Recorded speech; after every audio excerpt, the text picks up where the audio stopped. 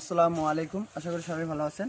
আজকের ভিডিওটা বানার কারণ হচ্ছে আমাদের এদিকে বেশ কয়েকদিন ধরে প্রচুর পরিমাণ বৃষ্টি হচ্ছে। বৃষ্টি এবং বাতাস দুইটার সঙ্গে হওয়ার কারণে আমাদের এদিকে ধান যা আছে দাঁড় হওয়া ছিল আগে একবারে শটশটভাবে দাঁড় ছিল, দেখেন কি অবস্থা হয়ে গেছে, একবারে শুয়ে গেছে মাটিতে।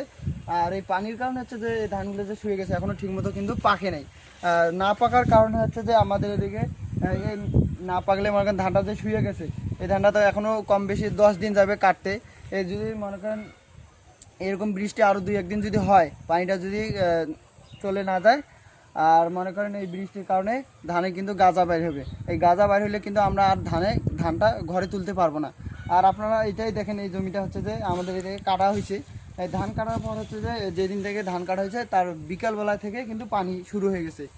পানি এবং বাতাস এই দুইটা হওয়ার কারণে ধানটা মনে করেন আর শুকায় নাই, রোদ পায়নি। ধানটা যেমনি কাটছে এমনি কিন্তু আছে। আর পানি হওয়ার কারণে ধানটাতে মনে করেন যদি আরও বেশ কয়েকদিন যায়, প্রায় 3 থেকে 4 দিন যদি যায়, এই ধানটা কিন্তু গাজা বাইর হবে। এই ধানটা আর আমরা ঘরে নিতে পারবো না। ঘরে যদি আমরা কৃষক যদি আমরা আমাদের মতো কৃষক যদি ঘরে নিতে না পারি ধানগুলো, তাহলে মনে করেন কম বেশি আমাদের অবস্থা খারাপ হয়ে যাবে যদি আমরা ধানগুলো ঘরে নিতে না পারি।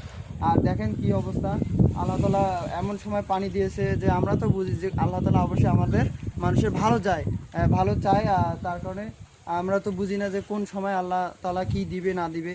অবশ্যই এক পাশ দিয়ে না এক পাশ দিয়ে ভালো হবে। তার কারণে আমরা বুঝতেছি যে আমাদের এরকম ক্ষতি হইতেছে, অবশ্যই আর এক পাশ দিয়ে অবশ্যই লাভজনক হইতেছে। ক্ষতিটা হইতেছে এই ধানটা আমরা কিন্তু আর ঘরে যদি আর 2-1 দিন যায় তাহলে ঘরে নিতে পারবো না, কারণ গাজা বাড়িলে ধানটা নষ্ট হয়ে যাবে।